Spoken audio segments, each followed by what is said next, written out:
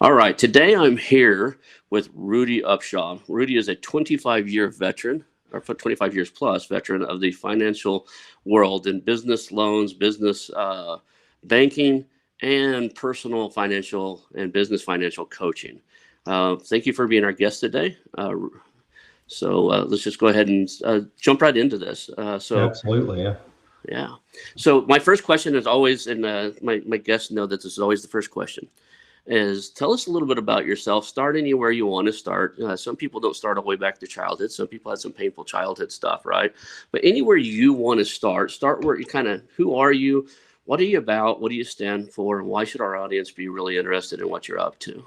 Yeah, absolutely, Ron. Thanks for having me today on the podcast to share a little bit about my experience and background, and hopefully I can add some value to folks that are looking at either purchasing, selling, doing something with their business. So my background, Ron, I'm actually from Arkansas. So I grew up in the Northwest Arkansas area, and gosh, what a great I'm 52, and so growing up in Northwest Arkansas with all the things that were happening around the 70s, the 80s, all the you had the two big industries. Of course, you have the Walmart presence in Northwest Arkansas, and then you have the presence of Tyson and the poultry processing aspect of it. So, Northwest Arkansas is a very young community, and so it was a great time for me to grow up in that time period with lots of activity, lots of business things happening in that season. But Ron, I did grow up in a very poor environment, raised by a wonderful single mom.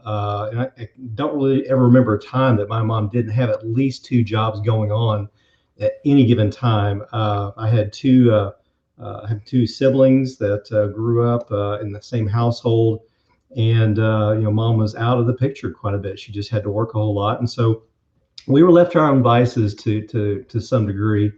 And growing up in an environment like that, very poor, we had a lot of food insecurity issues as well.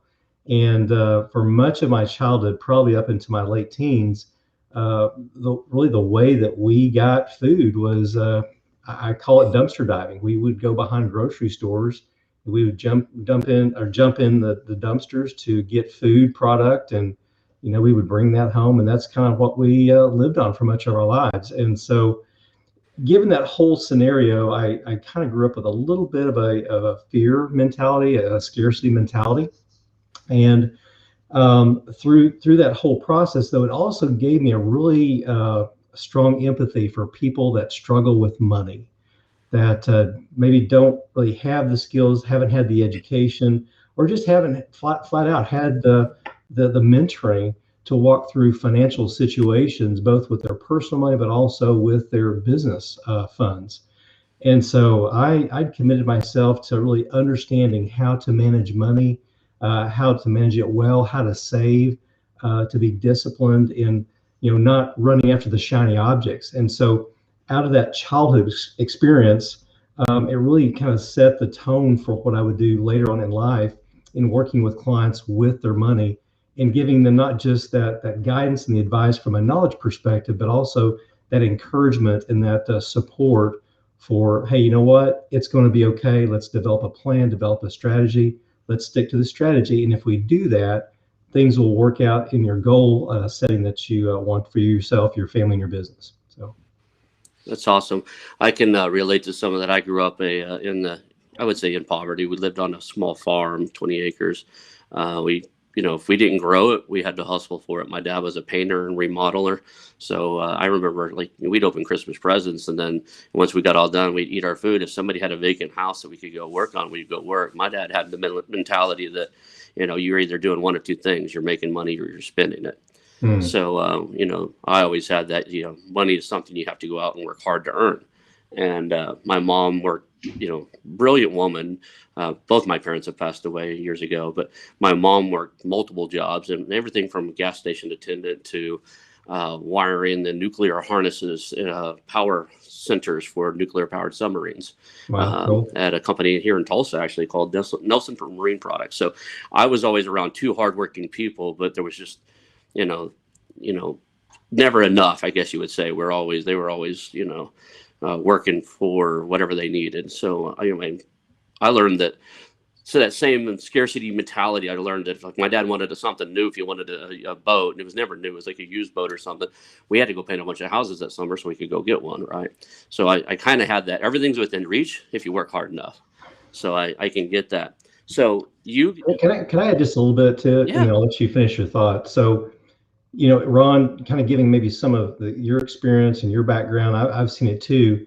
It's so very easy for people in business or just in life to let that scarcity mentality convert into a poverty mentality, where I'm fearful of things. I don't think I can have things. So many times people resolve themselves to, this is as far as I'm going to get. There is no other place to go. I'm quote unquote stuck in this role, in this position that I'm in. And that is an absolute lie.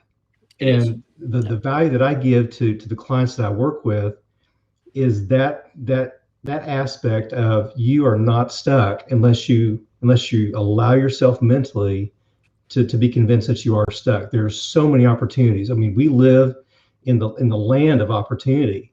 And so having those experiences that I've had, I'm sure on your side too, yes, there is hard work involved, but we don't have to be stuck in the place that we're in. There's so many resources. There's people that want to help us, give us advice, coach us, and give us that encouragement and that hope that we can pull ourselves out of that mental thinking, of that poverty mentality.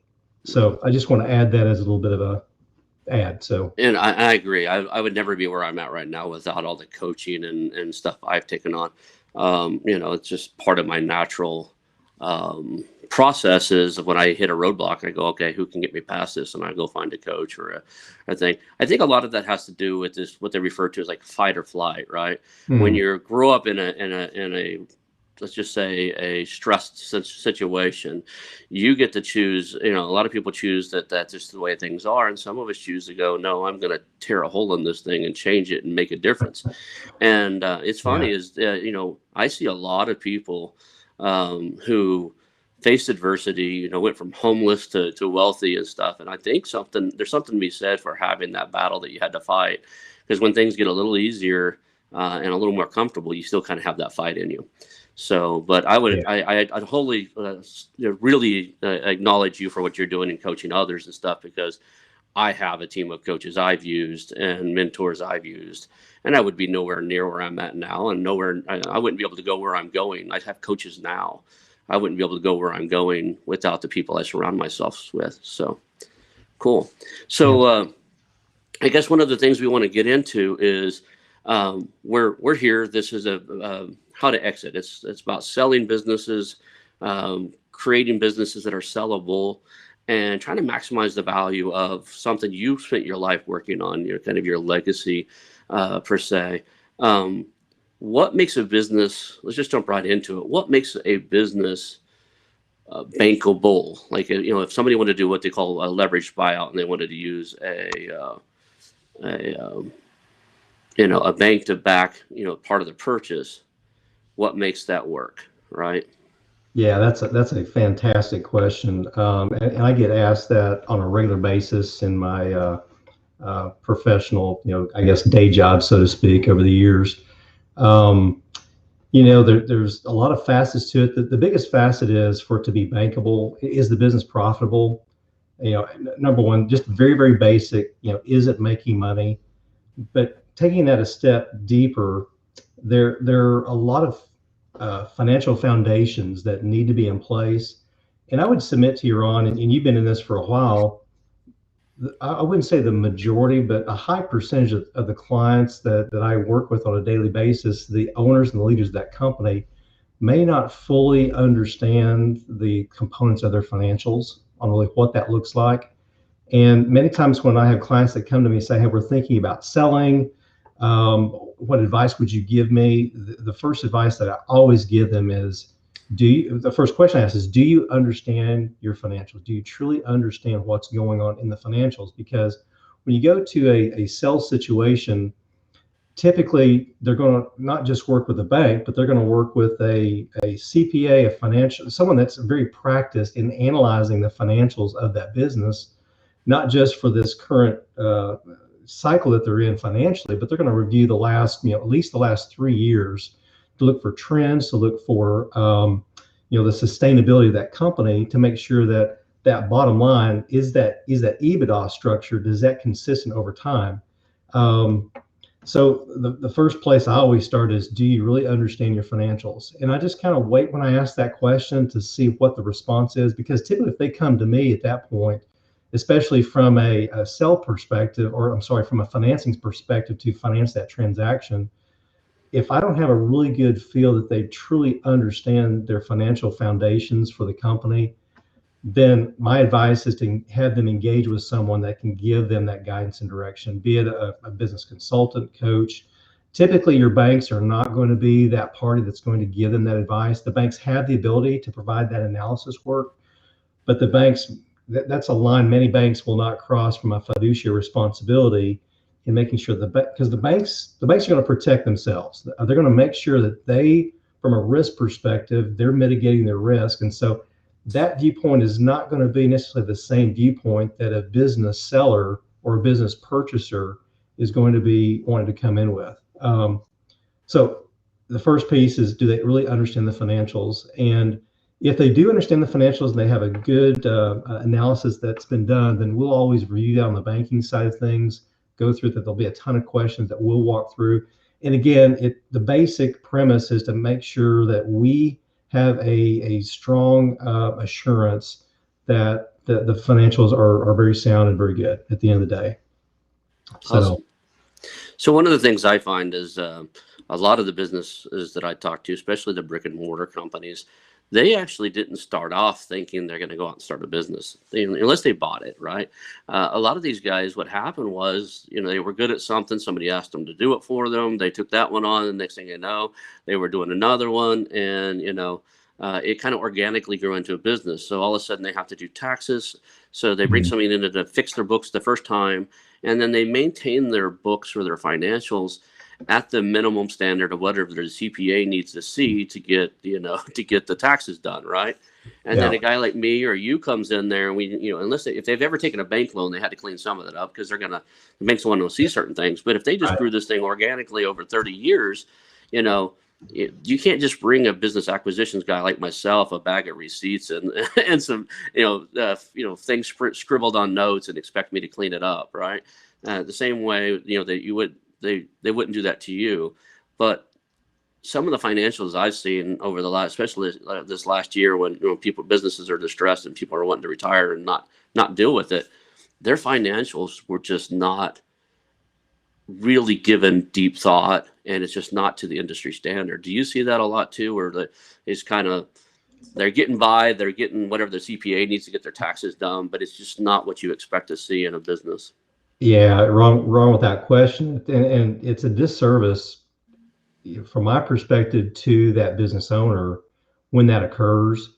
I don't necessarily have a rule of thumb, but I typically like to see if someone is even considering exiting out, if they're looking forward and they're thinking, hey, in the next 5 to 10 years, I would like to transition this business either to family or to someone outside the company. That 3 to 5 year time frame is really, really critical for them to, if they don't have that experience or that expertise on the financial side, they've really got to work with someone like yourself or a business coach, consultant to come in and take that time. It is a huge, huge ship that takes time to turn, to time to line up to the port that it's supposed to go into. And if that time is not really spent in that process, they have the opportunity to really short themselves quite a bit of money on the back end when they do that, because of all the repair work that needs to be done to get there. So if they wait too late in that process, there's some opportunity for them to be ahead of the game if they can be on top of it. So, some folks have asked me, can I do this in 18 months? Can I do it in a year? It's like, well, you can, but it's going to be a little bit painful. And if you are making transitions to, people that are very close to you, there's going to be some issues that may develop in relationships because of that very short time frame that we're trying to get it fit in. And then, Ron, especially if we have some type of a life event like a death in the family or something that occurs where it's forced upon the next of kin or possibly even a spouse, that's a very uncomfortable situation to be in. So the more time that is there to be able to prepare for that, it's better. Plus, it's more cost effective doing it that way. If they're in a transition period and they're looking at maybe 5 years out, starting that process within 3 years of that actually occurring, it's going to save them a lot of money. Plus, they'll make more on the back end as well. So. Absolutely. Myself and every other acquisitions investor that I know of looks at least 3 years trailing financials, right? Mm-hmm. So, that's key. And, one of the things I've been finding, if their financials are not straight, I come from the real estate world, and I always had the motto that you could be a real estate investor and still be, morally sound and treat people right. So I had the rule of thumb, never steal equity from little old ladies. I do the same thing inside of business. If you come to me and your financials are that messed up, I won't buy the whole thing. I'll buy 60% or 75%, and I'll leave some on the table, because I can show you when I get done with your financials and get done with, merging a few other small businesses with it and doing what my team does, you'll make more money on that 30% than I could give you for the 60 or 70% I'm buying now, because it's clean and we've grown it some. So I give them the opportunity to participate on the backside, or I just tell them, say, look, I'm still interested. Go clean up your financials a little bit, and we can move that number to where what you thought you were going to get. So I'm a big fan of that. So one of the other questions I always ask is, what's one common myth in your profession or in the financial institution that you wish just didn't exist, as far as like just one myth or one thing you come across in your coaching on a regular basis? I think I know one that I heard you say earlier, but what's the one thing I wish this would just go away? It doesn't exist. It's not true. Yeah, I don't know if it's necessarily a myth, but I think it's the thinking of business owners that whatever occurs in the business is independent from what occurs at home. And what I mean by that is, just very, very simple things. I work with business owners that, man, they've got incredible businesses. It's earning good money. It's very sustainable. But the business owner is not paying their personal bills on time, right? And so, the thinking is, well, I don't have to worry about that. I can, let things slide a little bit, and it won't affect the business. And it always does. Anything that happens in the four walls of your house is going to trickle up into the business.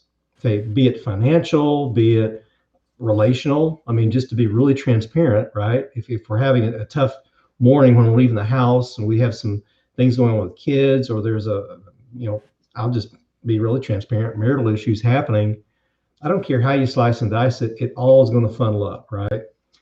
So I say that from the perspective of when I coach a business client and we get into some strategy discussions, I will always have a conversation about, let's talk about what's going on at home. Let's talk about, your personal credit. Let's talk about, are you budgeting yourself? And if I have clients that they are opposed or they refuse to do any type of personal budgeting going on, I have a really challenging time fully engaging on the business side of things, because I've got to know holistically, are they going to be okay as I go through this process with them? Because inevitably everything that happens in the business is a result or an effect of things that are happening in the home environment too. So there are some coaches that they're okay with doing very much a scope-based approach to consulting on the business side without really visiting about the personal things. I'm not one of those guys. I like talking about both sides of the equation because I don't want to give bad advice on the business piece unless I have a good understanding holistically of where things going. Because I could be giving advice strategically that does not line up and is going to cause harm to the home environment, or vice versa, right? So it plays in both aspects. So not necessarily a myth, but just some guidance from my perspective. So inside of that, do you ever end up needing to coach both the business owner and their spouse, like to bring their spouse on board with the home side? Because it's interesting. The reason I bring that up is if I'm buying a solopreneur's business, even if it's in an LLC and it's a single member LLC, I always want to have a little bit of discussion with the spouse, right? And because, I know and I kind of joke around. I was like, when somebody, says, what are you going to do? I was like, I'm going to ask the boss. Right. So I always check with things. It's just marital harmony to make sure that your significant other's on the same page with what's going on. So do you end up having to do that inside of this? How Yeah, important is that?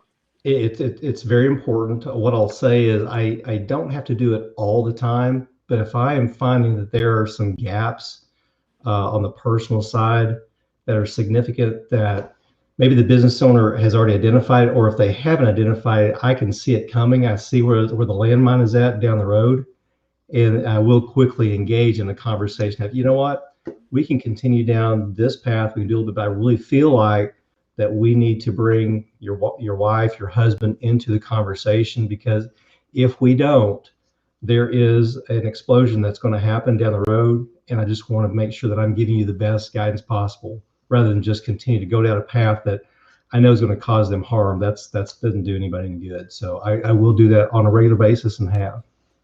So our listeners, we got listeners that are buying and selling businesses and that type of stuff, and then we've got listeners that are thinking about selling their business sometime in the future.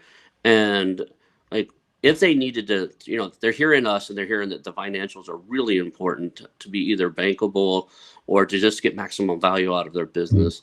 What would be, one place that they could start? What's a good place for somebody, a book to read, something to basically take them from, I don't know what I don't know, to, being ready to be even coached by a guy like you, or present their business to a guy like me? Is there some resource that you'd like to point people to get them started?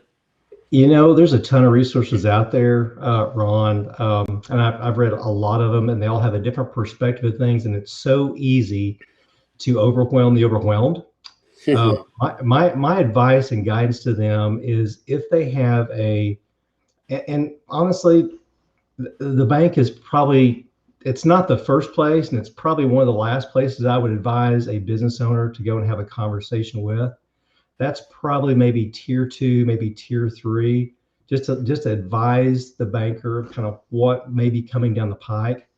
But again, a bank's direction is really not to be that advisory fiduciary role for the client. But I would advise them to start with a trusted, probably a CPA that has some guidance and experience. And again, there's a ton of CPAs out there too. And the CPAs do very, very good work, but a lot of the CPAs are very tax centric. They're not really a strategic centric, in many cases. So if they have a trusted CPA that they knows has some guidance in that area, there's nothing wrong, and there's no cost with having a consultation to talk through a little bit of that. But they should interview many of them. They should also interview many people like yourself, Ron, especially if you're in the real estate space, have some of that background, having those conversations, talking with some business coaches, business consultants. They need to interview several folks.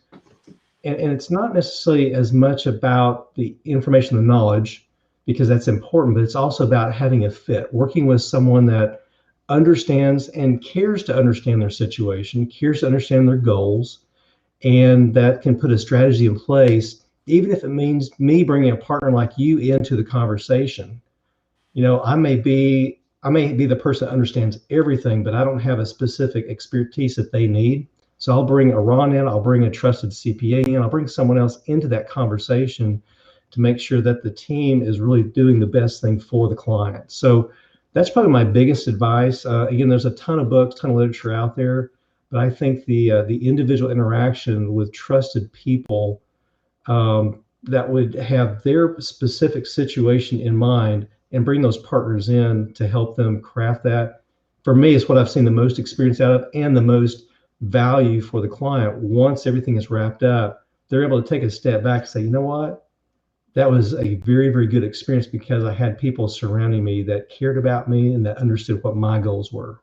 So that's my guidance and advice. It's really a very personal, intimate situation with trusted advisors that come around that particular person. Yeah, and I wholeheartedly agree with that. One of the first things I do, all right, with any business owner, like, I'm in interviewing marketing firms across the United States. We're doing them a marketing accelerator, an international marketing accelerator. It's actually what we named it, International Marketing Accelerator. But we're buying up marketing firms. But my first call with these guys is, can I work with you and can you work with me? So we get to know each other, build rapport. You and I did this, right? Like I do that with a lot of people that I plan on interviewing. When I was planning for this podcast and I found some really interesting people, I just did these one-to-one, get to know you, like, who are you? What are you up to? And can we work together on something? And if it clicks, then I can do something with this guy. I want to help him move forward. And the same way with the business owners, there's got to be rapport. There's got to be trust. And I don't care who you are, how much money you got. If I don't like being on the phone with you and I don't like being in your space, I'm not buying your business, because I have to interact with you and trust you for a while after I buy it, right? And I'm not going to have any of my, I'm not even going to, if I don't like you and think that you're kind of a jerk or whatever, I won't even refer you to the couple hundred, other mergers and acquisitions investors that I know. Because I don't want them coming back to me and go, why did you send that jerk to me? That guy's so hard to work with, right? So there is something to that. And there are don't get discouraged if you're one of the jerks, right? There are 7.8 billion people on this planet. We're pushing 8 billion. Somebody out there is going to like you, right? Somebody's going to click with you and want to help you out. So just because you don't click with me or you don't click with somebody else, that doesn't mean you stop. It means you go talk to the next consultant, you go talk to the next guy until you can see eye to eye, right? So let me ask you a question. If you don't mind, I want to interview the interviewer, if that's all right. So that sounds like fun. You made a statement, or maybe just a little bit of a phrase in your conversation just now, Ron, and that's on trust. And so I'd love to ask you, putting yourself on the other side of the desk, being the client, what would trust look like from that perspective, looking at you? And there's kind of a reason I'm asking the question. I'll give you my viewpoint, but I want to kind of hear from your perspective. So trust from that perspective is, my job is to listen to what they're up to in the world, what they're trying to achieve, and help them facilitate that. And I can't gain their trust and they can't gain my trust if all I'm in there to do is talk about my agenda, say buying the business. I probably have more conversations with people where I don't end up being the guy that's going to consider buying their business than conversations I do where I am the guy. And it's because I just sat down and like, what are you up to? What are you trying to achieve? And if I'm not the right guy to get you to where you're going on this road of life, then I'm going to put you, I'll connect you to somebody that is, right? A lot of these, I've actually had a lot of, probably say 2 out of 10 people that call me, they want to leave it to their employees, but they don't know how to do it.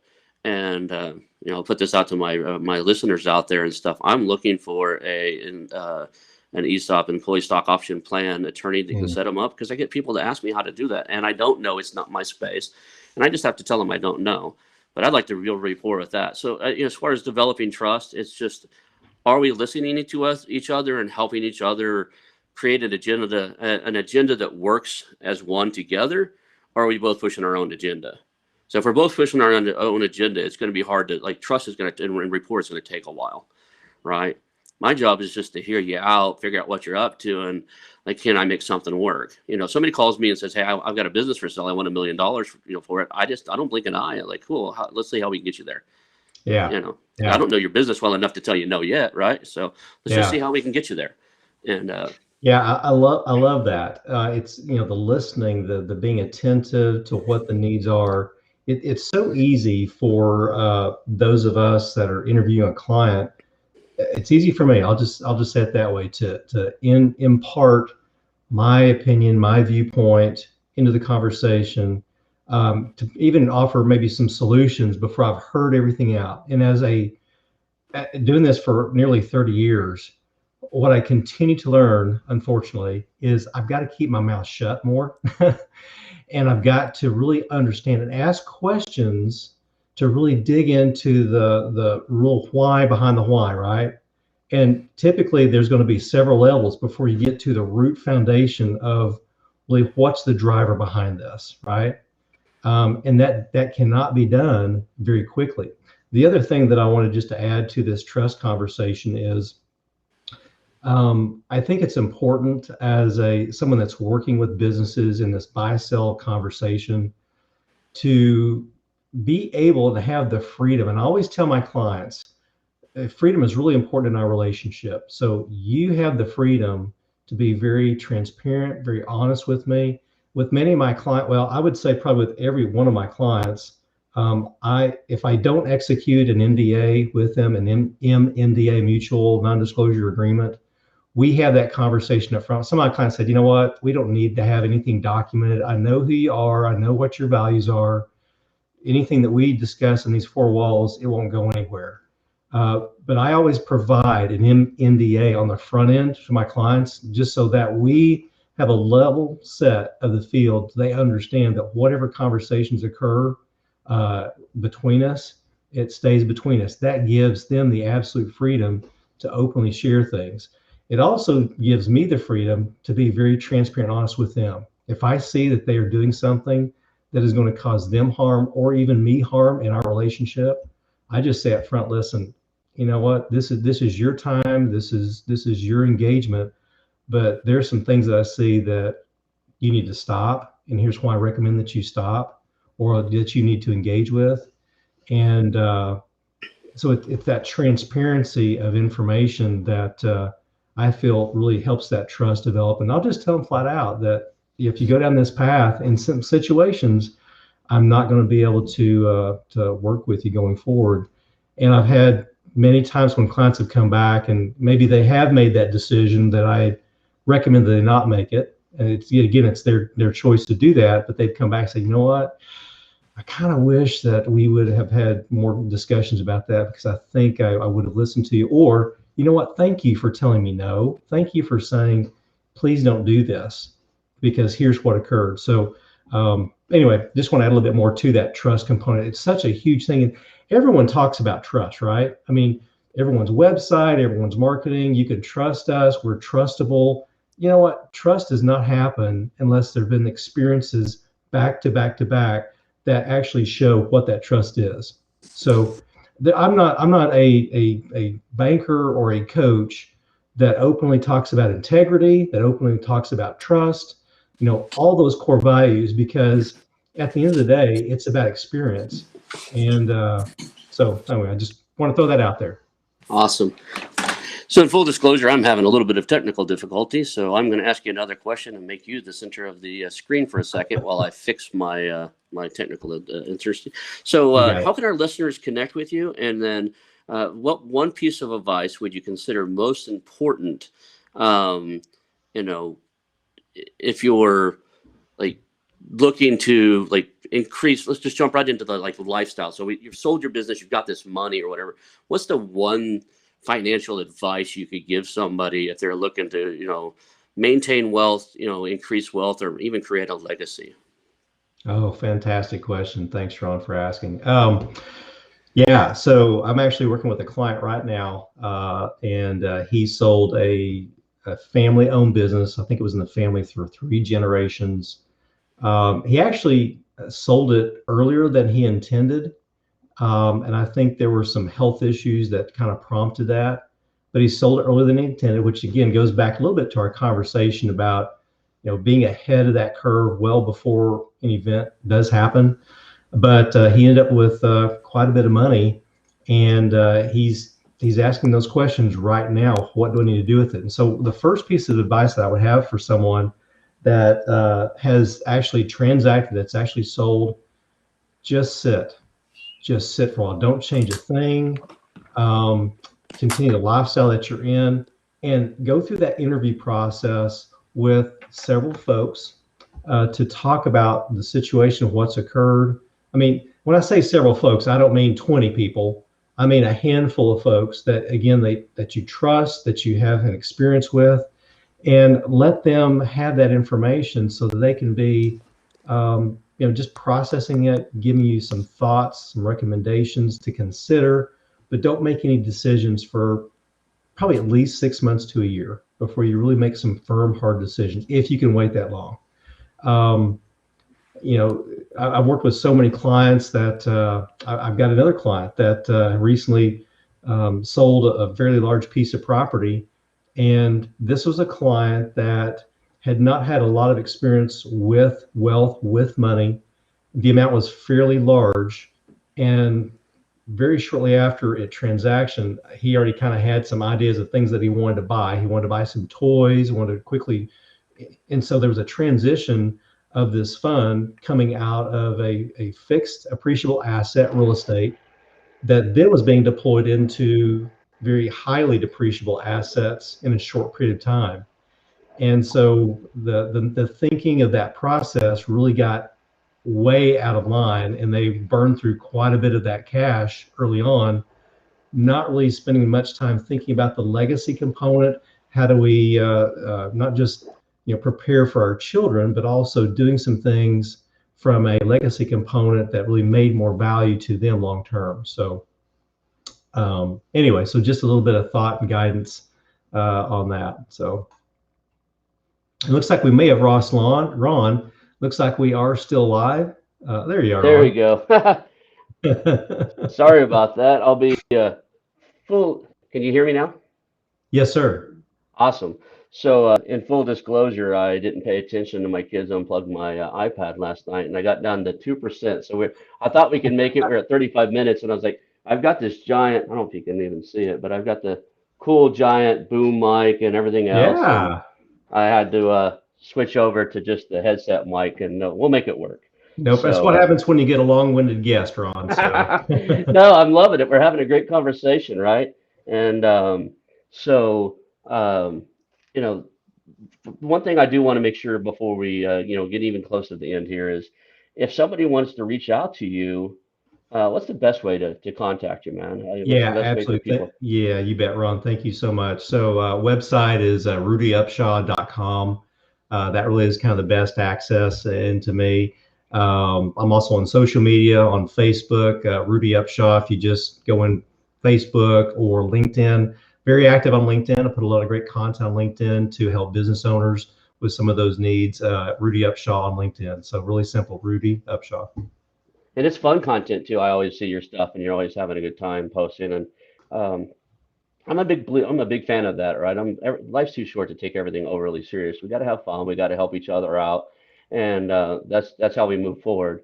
So, I always ask this. This is one question that before we wrap up here is, who are the three most influential people that influenced where you're at now, and that, somebody else could take a look at too? Like, who influenced you in your life, and you'd like to put on the radar of our listeners? Oh man, thanks for asking. That is a great question. So influential people for I guess, well, I mean, first and foremost, I mean, I don't mean to be flip about this, but I'm a follower of Jesus Christ, and there's so many amazing things in the Bible from a business perspective, how to treat people, how to work hard, how to follow your purpose, right? Let your purpose drive you. And I put a post out just recently on Good Friday, and it just really struck me the example that Christ gave about being purpose driven, right? And following that purpose, regardless of the consequence, regardless of the challenge that are in front of you. I'll just say, Jesus Christ is probably my number one, without question. Number two, I really like the work of Grant Cardone. There are some things that you have to, kind of wade through with Grant, right? He's a All very right. strong personality, and language isn't always the best. So you have to kind of wade through that. But one of the books that I regularly listen to on Audible is 10X, the 10X rule. And it's such a motivation for me because, as business owners, as business leaders, when we go through our day, we just have all kinds of challenges, right? Like everyone does. But the 10X rule for me is like, man, regardless of what's happening, keep driving for that purpose, right? For that value, that principle that God has put on my heart. Keep driving. Don't let up. Do it in a very honorable, respectful, character-driven way, but keep driving. So I love that book. And then my last book, and I've got it behind my shoulder here, Total Money Makeover, the Dave Ramsey principles. They're so simple, they're so straightforward. And when I have clients that say, when we sit down in a coaching environment, either business or personal financial, the question gets asked, gosh, the things that we're talking about, they're so simple, they're so easy. You know what? I don't really think that we need to engage. I think I can do this on my own. And Ron, I love when that question gets asked, either from a business perspective or from a personal side. Usually it comes from the business side, quite honestly, because these guys have been, or these people have been in this business role for a long time. But when they ask me the question, I say, you know what? That's a fantastic. Let me ask you a question. Why, after all these years, have you not done the principles, done the things that we're talking about that I'm sharing with you? And Ron, when I ask that question, I see their eyes like, you know, you're right. I totally get. The reason that I haven't is because I just haven't been disciplined, or I haven't had someone to walk with me through the process. So I get it why we're going to engage, and we're going to engage right now, actually. And it's interesting. Part of that has to do with accountability, right? Part of the coaching is I've made a commitment to another human being and going to have something done by a particular date. And as a matter of my word, by God, I'm getting it done, right? So having a coach or having a mentor that says, here's what you do next, and you go, okay, I'll do that. You don't want to disappoint that guy. Number one, you're paying them. But number two, it's another human being. And if you value their time, and want to move to the next step, you're going to get that done. So I get that, right? Um, so we're coming up to our time here, and I want to hit a couple of points real quick. Is first of all, I want to remind everybody how to reach out to you, and then this is one of my favorite questions. There's two questions I always end with, and it's like we've asked a bunch of questions. We've talked a lot about a lot of different things. What questions should I've asked you, right? What did I Mm. miss? Is there a question out there that like I should have asked you so that our listeners would know, so that business owners would know, so that families that want to create a legacy and a financial well-being, what question should I ask that would address that? Yeah, fabulous question, and I'm glad you asked it. I hadn't really thought about it until you presented. The question that you probably should have asked me is, as a business owner, um, well, let me phrase it differently. I guess my last piece of advice is, as a business owner, as a business leader, relationships are key. And in as we've gotten so tech heavy, where we're relying on technology for communication, text messages, you name it, it's all out there, right? Um, that really is not what starts relationship and what continues relationship. And you've got to be intentional with that. You've got to talk to people. You've got to be very intentional to engage with understanding who the person is, what their drivers are, and develop that relationship. I mean, it's so interesting. My space in the commercial banking industry, there's so much of a play for fintech, right? Fintech's coming in, they want to try to take over the business environment, and they are making some headway, especially in the lower tier small business space. But what fintech will never ever do well is that relationship where the banker, the consultant, the coach can anticipate, be proactive, and be working many times, 5, 10 miles down the road for a client on what that strategy is for them because of that relationship. And it's really about caring about the other person. So my biggest piece of advice for anyone looking at doing anything from a business or financial perspective is establish a relationship and interview lots of folks. So whatever that's worth, Ron. All right, that sounds great. The last question is always going to be, what can the listeners or the audience do for you, or is there anything out there that you need for your business that the audience could connect you to, connect you with, or just what can the audience do, when they connect with you that would bring value to your world? Oh, wow. Thanks, Ron. Great question. So engagement, I do consultations. I consult with people on the banking side, commercial banking side. I consult on the coaching side. Consultate. If there's ever a question where someone is listening to your podcast, Ron, and I know you do this, Ron, you're a consultation guy, right? Mhm. And so if there's anyone that has just a question or a thought or what if, they need to consult. Spend the time, engage, and say, hey, listen, Ron, I've got this issue that's popped up. Do you mind if we spend 30 minutes visiting on it, 15 minutes visiting on it? You're always going to answer yes. Consultations are the key to people breaking through those ceilings that they get stuck with, getting unstuck. And so it's the consultation piece. I mean, I do them all the time. And Ron, so to give you a little bit of a point of reference, so I consult with people beginning at 8 a.m. in the morning, and I go until 9 o'clock at night. And I do Saturdays. I do a 9 to 2, and that is my total availability to visit with folks. So, and I think you're very similar. You have very broad time frames to make it convenient for people. What I get amazed with is when people don't go through that consultation process to see if there's even a fit. And many times they come to you or they come to me, and I'm glad they do, no question. But many times it's a emergency situation. It's a we're in dire straits. We're about to lose a home. We're about to lose, the business. What do we need to do? And we'll definitely work with them. But man, if they can consult on the front end, my consultations are free. I don't charge anything for that time. If we do engage, it's a good strategy, and then we go down the next steps. But man, consult, call me, call you, engage. It's all about engagement, brother. All right. So thank you. And thank you for being on the show. One more time, tell everybody how they get a hold of you. Absolutely. RudyUpshaw.com. RudyUpshaw.com. Looking at your website, it's really well done. And I appreciate your time. And we're going to end this here. So thank everybody for listening. And you have a great day. Great job. Thanks, Ron.